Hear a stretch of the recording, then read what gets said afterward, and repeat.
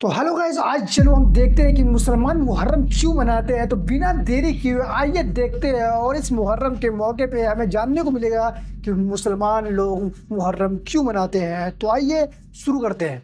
मुहर्रम इस्लामी calendar का पहला महीना है। इसी महीने में ऐसी कई सारी चीजें हुई जिसने इस्लामिक इतिहास और मुसलमानों की जिंदगी में बहुत कुछ बदल दिया।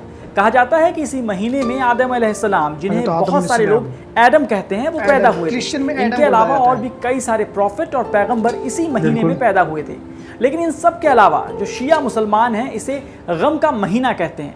अब सवाल ये है कि गम का महीना क्यों कहते हैं? शिया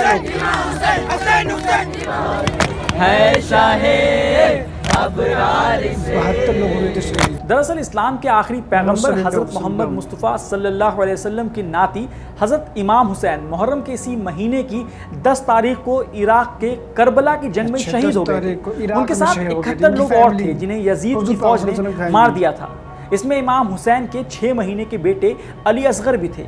मतलब 6 महीने के मासूम को भी यजीद की फौज ने मार दिया था। करबला की जंग हजरत इमाम हुसैन और जालिम बादशाह यजीद की सेना के बीच हुई थी, और इसलिए मुहर्रम में मुसलमान हजरत इमाम हुसैन की इसी शहादत को याद करते हैं।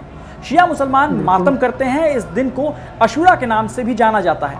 इमाम हुसैन पैगंबर मोहम्मद सल्लल्लाहु अलैहि वसल्लम की बेटी फातिमा और हजरत अली के बेटे थे।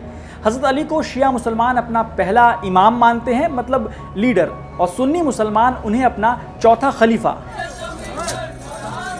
शिया लोग ज़्यादा करके ये मुहर्रम को, तो सवाल ये है कि मुहर्रम क्यों मनाया जाता है।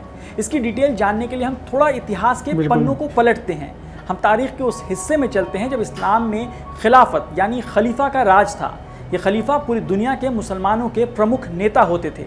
पैगंबर मोहम्मद सल्लल्लाहु अलैहि वसल्लम के दुनिया से गुजर जाने के लगभग 50 साल बाद दुनिया में जुल्म और अत्याचार का दौर आ गया था। सीरिया के गवर्नर यजीद ने खुद को खलीफा घोषित कर दिया, लेकिन वो करप्ट और तानाशाह था। तब इमाम हुसैन ने यजीद को खलीफा मानने से इनकार कर दिया। इससे नाराज यजीद ने अपनी सेना से कहा कि जो उनका हुक्म ना माने उसका सर कलम कर दो। यजीद की फौज ने इमाम हुसैन और उनके साथ के लोगों के लिए पानी तक बंद कर दिया था। मतलब जो बेसिक राइट्स होता है, ह्यूमन राइट्स, उसे भी छीन लिए गए।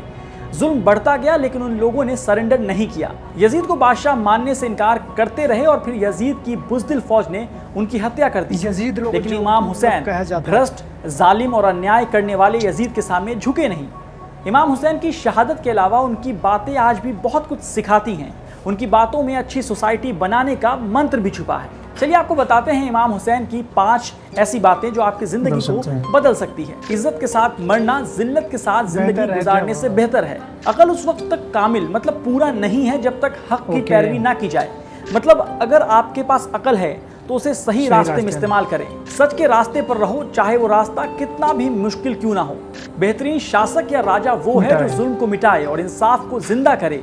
अपने भाई या साथी के बारे में वो बातें उनके पीठ पीछे कहो जो तुम खुद के लिए सुनना पसंद करते हो। मतलब दूसरों के लिए भी आप ऐसी ही बातें करें जो आप खुद के लिए सुनना पसंद करते हैं।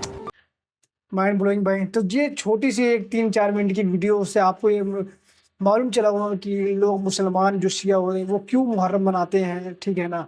तो आई होप आपको वो वीडियो पसंद आई तो लाइक एंड चैनल को सब्सक्राइब करना ना भूलें। फिर मिलेंगे।